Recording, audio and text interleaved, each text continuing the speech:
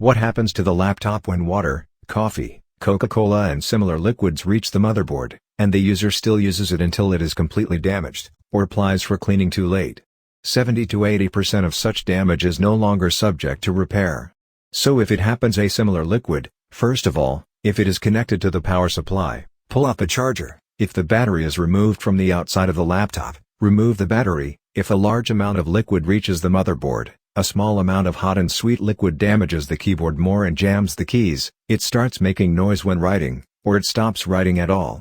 The motherboard may survive this time. It is not allowed to blow air with air, especially hot air. It will only worsen the situation. It is recommended to turn it back. You will still need it to remove the element, and there is a greater chance that some part of the keyboard will spill back.